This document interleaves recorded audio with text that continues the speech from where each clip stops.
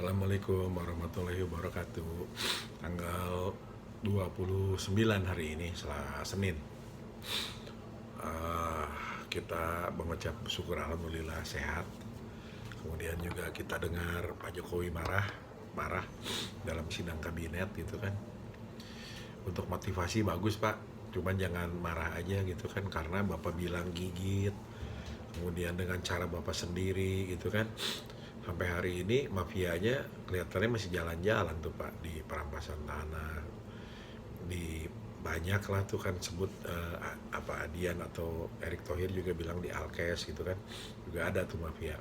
Jadi maksudnya mudah-mudahan Bapak semakin konkret itu kan. Jadi ketika marah ternyata ada beberapa menteri yang Bapak lihat bukan hanya nggak perform tapi membahayakan negara karena ketepatannya reshuffle itu aja Pak.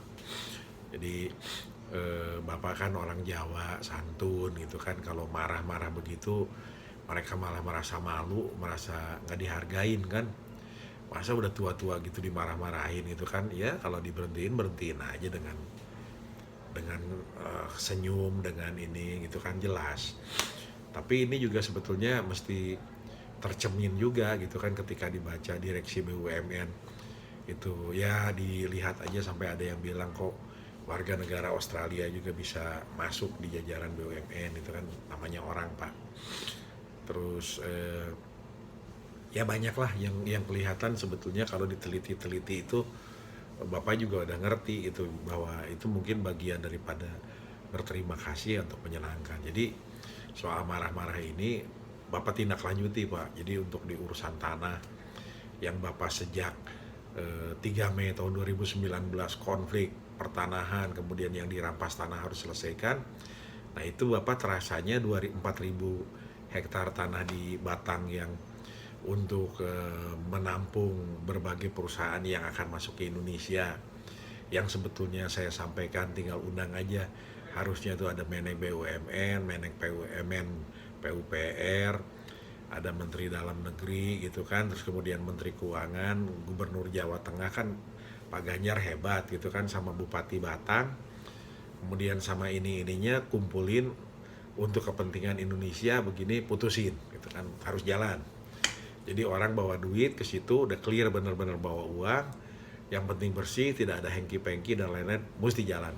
Pasti bisa lah kalau Bapak lakukan. Tapi maksud saya ini jangan keluar tuh marah-marah terus sowat gitu loh, abis marah-marah itu kan nggak ini Pak. Nggak inilah, maksudnya sayang lah Bapak kan berwibawa, terus kemudian juga bersih gitu kan. Jadi mohon untuk lebih tegas lagi dalam konteks Bapak bisa ngeluarin Indonesia ini dari krisis itu kan. Nah, soal tegas, soal Bapak jangan kejebak ini juga memang mohon maaf gitu diulang-ulang karena penting Pak. Contoh misalnya kan ketika kemarin Bapak tiba-tiba datang di Istiqlal, lihat pembangunan atau lihat apalah gitu kan, saya dengan teman-teman tuh berpikir, loh kenapa Pak Jokowi yang belusukan ke Istiqlal? Kan Pak Ma'ruf Amin tuh udah jelas ketua majelis ulama, kiai lagi, dan kiainya kiai besar orang Banten lagi loh Pak. Itu orang-orang gagah yang berani, itu orang-orang Banten itu Pak. Jadi kalau Bapak yang ke Istiqlal lah, beliau yang harusnya ke Istiqlal kan. Kalau beliau kan mungkin Tuturi Handayani aja gitu kan, kalau dikasih ini ya beliau nggak ini. Tapi kalau beliau datang ke Masjid Istiqlal, ketemu kiai itu kan, dialog sesama kiai, itu pasti lebih lebih berapi lah, lebih bersemangat lah gitu kan. Tapi kalau Bapak nanti kayak kemarin Bapak yang ke Istiqlal gitu kan, berurusan sama ulama, yang lain-lain bertanya, loh ini Pak Jokowi ini gimana, nggak percaya sama Pak Ma'ruf Amin? Atau sekeliling Bapak tidak melihat bahwa sebaiknya Pak Ma'ruf Amin kalau urusan pesantren, urusan ekonomi Islam gitu kan, dan urusan umat gitu kan. Nah ini hati-hati Pak, jadi bisa menyinggung nih nanti NU gitu, dan umat yang mayoritas ini bisa tersinggung. Kenapa? Karena umat yang mayoritas ini harus mengayomi Pak. Jadi tugasnya Pak Ma'ruf Amin tuh sebagai wakil dari NU gitu kan, dari Muslim, itu harus ngayomi. Dan harus ngayomi itu berarti kan harus hidup. Harus hidup itu harus berjalan gitu kan, harus harus bukan didorong-dorong atau bukan diem gitu kan, seperti itu, tapi harus berjalan. Dan ini kan di Bapak, nggak di kita gitu kan, nggak kita mah nonton aja gitu kan, tapi ini adalah bagian daripada itu. Nah, kenapa seperti itu, Pak? Saya ulang lagi seperti yang sebelumnya, kekompakan itu penting, Pak. Trust itu, saling percaya itu nggak bisa dibeli, Pak. Dan itu bukan hanya antara Bapak dan anggota kabinet dan dengan Wapres gitu kan. Nah, tetapi ini juga kita melihat dari luar gitu kan, bagaimana Bapak dalam konteks itu tadi gitu kan. Sebenarnya Bapak betul tuh untuk tegas ini segala macam. Tapi kan kalau dilihat lah, Bapak memberdayakan wakil presiden Bapak nggak? Gitu kan. Ini dari luar nih Pak, mohon maaf dari luar gitu kan. Nah, terus kemudian juga di sisi yang lain lagi gitu kan, sebenarnya kan ini harus didorong semuanya supaya bergerak gitu kan. Nah, itu sejauh mana gitu kan, apakah itu sudah terasa dan kelihatan gitu kan, karena ada juga yang bilang gitu kan, kalau Bapak mengumumkan apa-apa kok kayaknya Bapak cuman sendirian gitu kan, para menterinya tuh kemana gitu kan ini. Nah, tapi intinya Pak, memang saya setuju banget, teman-teman bilang juga ke saya, ini bukan saatnya guling-gulingan gitu kan, jadi Bapak tenang, Bapak fokus. Nah, tapi ini harus bergerak. Nah, COVID itu sekarang sudah sampai 55.000. Yang sembuh alhamdulillah sudah 28.000. Itu kan 28.000 ya kalau nggak salah. Alhamdulillah lah. Apa 23.000 ya. Nah, tetapi oh ya 23 ribuan Pak. Keliru, mohon maaf. Yang meninggal tuh 2.800. 2.800 itu banyak Pak. Nah, tetapi alhamdulillah yang sembuh ini terus meningkat. Nah, maksud saya sekarang itu pilihan new normal atau pilihan beresiko dalam situasi yang bekerja sepanjang COVID ini belum ketemu vaksin dan obatnya gitu kan. Jadi kita tuh bingung, banyak yang sembuh sampai 23.000, tapi baca di media online kemarin belum ditemukan obat untuk COVID gitu, tapi sembuh 23.000 gitu kan. Ini gimana gitu bahasanya kan. Nah, ini mohon dijelaskan gitu supaya pada terhindar, pada sembuh gitu kan. Sama juga dengan ketika misalnya disampaikan ekonomi -3, -4, -7. Itu apa maksudnya gitu kan? Apakah semata-mata tidak ada pembangunan, tetapi gaji pegawai negeri tetap kebayar, bansos tetap turun gitu kan, dan bantuan-bantuan itu tetap berjalan, negeri akan tetap aman. Kenapa? Karena ada juga yang bilang misalnya begini, di bantuan Bapak itu misalnya komponennya apa? Ada beras, berasnya beli dari mana? Petani apa impor gitu. Ada yang nanya nih Pak. Terus minyak itu minyak kelapa atau minyak sawit gitu kan. Kalau sawit ini beli dari perusahaan yang mana gitu kan, perusahaan yang pro kepada pemerintah dan rakyat gitu kan, atau perusahaan yang sebenarnya juga bermasalah buat masyarakat itu. Kemudian komponen yang lain juga, karena ini besar. Nah, tetapi ini adalah bagian daripada menggerakkan sebetulnya ekonomi masyarakat gitu kan. Nah, kembali lagi sebetulnya kan, nanti ke depan setelah mulai lancar ini segala macam itu, apakah uang yang lebih tepat atau tetap seperti ini gitu kan, sarden apa segala macam. Nah, ada yang nanya juga Pak, ini kira-kira sampai Desember bagaimana gitu kan situasinya. Nah, maksudnya adalah dari cerita ini kan udah dibuka new normal, orang udah berani ngambil risiko untuk bekerja. Nah, tetapi tolong jangan dihambat sama birokrasi atau yang lain-lain, sehingga misalnya di sektor-sektor tertentu perekonomian ini nggak lancar. Padahal resiko udah dibuka nih, orang udah turun ke lapangan untuk pada kerja gitu kan. Nah, ini kalau kita lihat sekarang, mohon maaf Pak, itu berjalan tetapi sebetulnya kelihatannya gelap.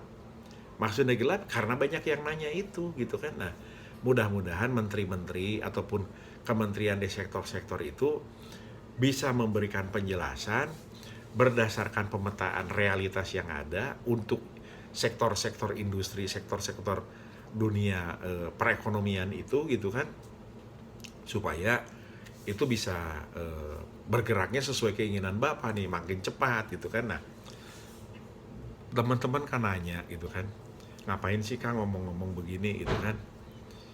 Saya bilang gini, kita ini udah sama-sama tua kan gitu ya. Eh, Terus juga kita kan masyarakat biasa aja gitu kan. Nah, tetapi sebagai pengalaman gitu kan, misalnya saya nemenin korban perampasan tanah, datang ke instansi pemerintahan gitu kan. Dia saya bilang ke teman-teman, nggak sadar, Bapak siapa? Bapak di luar aja.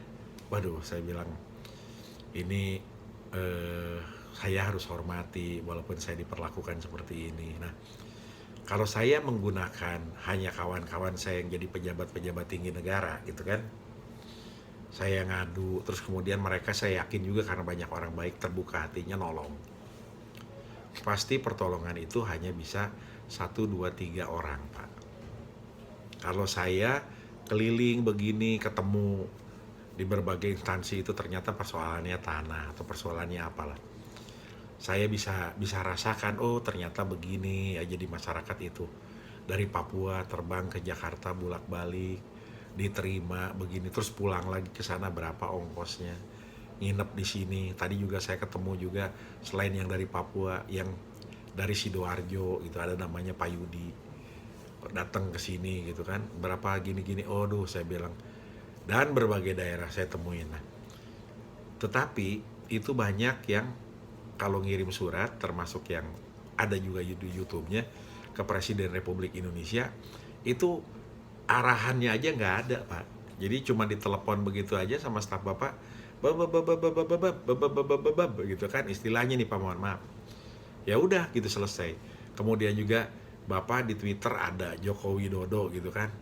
Bapak keluarin lapesan. Tetapi ketika di mention tuh adminnya tuh nggak pernah ngejawab.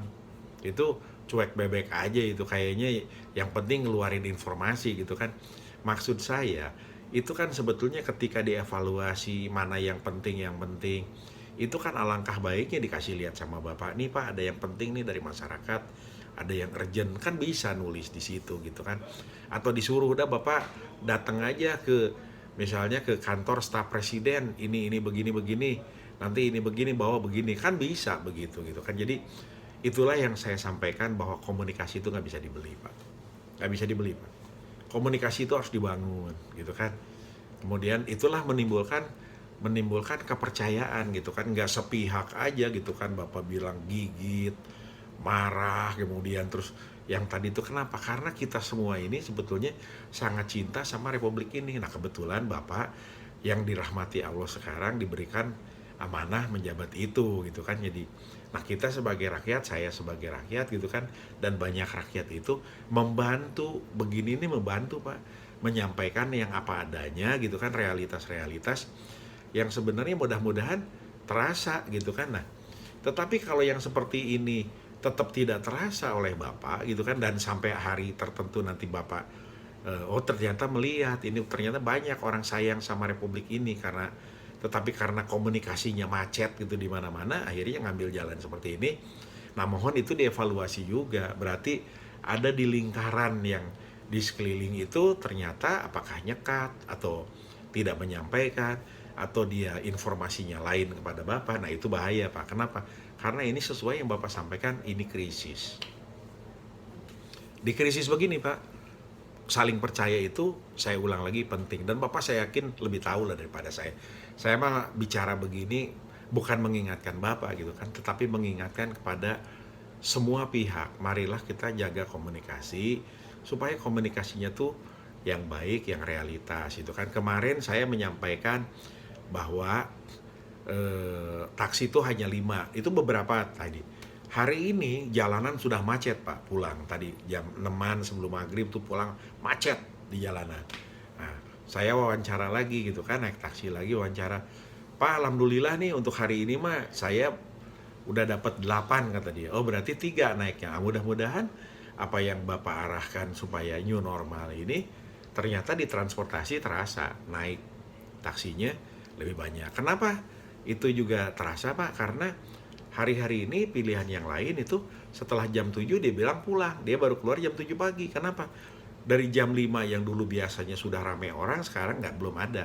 Jadi taksi itu baru keluar jam 7, pulang jam 7. jam 8 udah pada pulang karena sepi ketika kalau malam. Nah, artinya ini Pak, guliran yang Bapak harapkan itu mulai bergulir tetapi belum maksimal. Nah, itulah yang saya sampaikan tadi sebelumnya di video yang ini supaya ngegeloncornya cepat berjalan ini. Jadi jangan petani nanti disuruh nanam rame-rame, ternyata harga cabai sekarang 3.000, 4.000, 5.000, 7.000 gitu kan. Padahal sebelumnya sampai 40.000. Nah, apakah itu gara-gara impor? Saya nggak tahu. Bapak yang lebih ngerti gitu kan. Nah, tetapi inilah yang saya sampaikan, jangan sampai tabrakan gitu kan. Petani disuruh nanam tapi diimpor. Terus kemudian juga di sisi lain, ketika dibeli-beli itu nanti menjadi bagian, itu kan sebetulnya puluhan triliun mungkin untuk bansos segala macam yang dibeli sama kementerian itu kan. Jadi, nah ini juga ada yang pesan juga gitu kan. Jadi maksudnya pesan tuh gini, belinya itu kalau bisa dari UMKM, jangan belinya dari konglomerat gitu kan, yang tertentu saja gitu kan, apalagi punya problem. Tapi kalau konglomerat yang bersih, wah itu bagus saja. Karena ini informasi Pak, mohon maaf, beberapa konglomerat yang tertentu itu udah tinggal Singapura sekarang itu. Ini saya cuman denger loh Pak, nanti karena saya nggak bisa ngecek manifest pesawat, saya nggak bisa ngecek imigrasi, namanya rakyat ya Pak, tapi begini disampaikan, itu mereka udah tinggal di Singapura gitu kan, kalau nggak di Singapura di mana lah gitu kan, nggak tahu Pak. Nah, tetapi ketika usahanya beliin gitu kan, ini uangnya kan bisa mudah pergi. Tapi kalau di UMKM kemudian di konglo yang Bapak lihat, wah ini mah bersih gitu kan, cinta NKRI gitu kan, itu uangnya akan muter di sini gitu kan. Nah, tetapi kembali lagi Pak, nah kalau bisa tuh beli malahan yang ini untuk menggerakkan ekonomi rakyat Pak. Jadi rakyat itu harus digerakkan Pak. Nah, ini di dalam rangka mohon maaf supaya semangat, supaya makin positif gitu kan. Karena Pak, kalau misalnya rame kayak tadi itu Bapak marah, ini reshuffle tidak ada. Kemudian kalaupun ada, reshuffle-nya tidak menyeluruh. Kemudian ketika itu hanya cuman cerita aja, ini bisa macet gitu kan. Apalagi kalau dilihat tadi gerakan-gerakan yang lincah itu Bapak aja gitu kan. Nah, tetapi semua ini Pak, ini untuk menyemangati karena seluruh dunia krisis. Makanya berulang-ulang selalu saya sampaikan bahwa pandemi ini harus menjadi tantangan buat kita melepas lemak-lemak yang kotor. Maksudnya persoalan-persoalan yang sebetulnya harus bisa ditinggalin di birokrasi, di aparat, dan di diri kita masing-masing, termasuk juga dunia usaha, supaya Indonesia itu tampil menjadi lebih baik. Nah, oleh karena itu, mohon maaf, keteladanan itu penting. Dan itulah yang tadi saya sampaikan itu, Bapak semoga makin berani untuk tegas, bertindak gitu kan, bukan berteriak-teriak. Karena kalau berteriak-teriak itu yang mungkin masih pantas tuh Agung Wibowo gitu kan, Oki Satrio gitu kan, Sarbini gitu kan, mungkin Muradi gitu kan, walaupun udah doktor, udah profesor, itu masih muda, dia masih pantas lah teriak-teriak gitu kan, baru 40-an Pak. Nah, mungkin juga Adian tuh sekali-sekali dia teriak di TV itu masih pantas Pak. Tapi kalau sudah level lebih tinggi itu cukup senyum saja tapi tak tegas, senyum saja tak putus. Nah, sekarang itu barangkali tidak terlalu banyak dibutuhkan untuk kesana kemari belusukan Pak, tetapi tak dulu dalam beberapa bulan. Dan Bapak kalaupun ke daerah perlu ketemu yang komprehensif tadi gitu kan, bukan simbolik kemudian hanya untuk sekedar meramaikan, tapi bawalah harapan dan masalah-masalah di daerah itu secara sistemik, kemudian Bapak pijit dari sini, pijit, semua itu jalan. Nah, walaupun saya kira itu tidak mudah, buktinya untuk mengadakan tanah 4.000 hektar di Batang aja, kalau baca di media mohon maaf perlu marah-marah. Kemudian saya tadi pagi juga dapat lagi Bapak sedang marah-marah juga di sidang kabinet gitu kan. Nah, menurut saya doakan, mudah-mudahan seluruh bangsa juga mendoakan Bapak dan mendoakan para menteri, mendoakan Pak Maruf Amin juga supaya sehat dan melakukan banyak hal gitu kan, karena kapasitasnya besar juga gitu kan, supaya ini berjalan gitu kan. Dan Bapak mohon maaf nih, Bapak jangan takut juga, waduh nanti Pak Ma'ruf Amin gimana nih, enggak. Pak Ma'ruf Amin itu kan orang baik, Bapak juga kan udah 2 kali jadi presiden gitu kan. Kalau kita bicara undang-undang yang sekarang kan ini terakhir periode Bapak gitu kan. Jadi mudah-mudahan Bapak semangat tadi tapi menggerakkan itu semua, Bapak bisa makin all out gitu kan. Jadi kalau yang aneh-aneh bersihin aja Pak, bersihin, bersihin, bersihin gitu kan. Termasuk juga saya kan ngomong gini ngasih lihat Bapak kan, saya kira insya Allah nanti akan oh bener juga nih di titik-titik ini gitu kan harus dibersihin gitu kan. Sampai Fahri Hamzah aja bilang udahlah reshuffle nih beberapa anggota kabinet. Kalau saya nggak setajam itulah, tapi menyerahkan saja. Cuman mohon maaf sekali lagi, ini krisis seperti yang Bapak sampaikan. Kalau krisis itu, kalau tidak tepat dan tidak cepat bisa jadi kritis. Nah, ketika kritis, terjadi sesuatu yang tidak disangka, itu bisa bahaya. Nah, oleh karena itu kembali lagi, mari kita doakan para pemimpin negeri ini supaya lebih peka dan terbuka hatinya dan melakukan eksekusi dalam konteks tadi berbagai persoalan selesai. Jadi jangan juga nanti yang memberikan peringatan, memberikan informasi itu malah ditangkepin, jangan Pak, malah itu nanti akan menambah masalah gitu kan.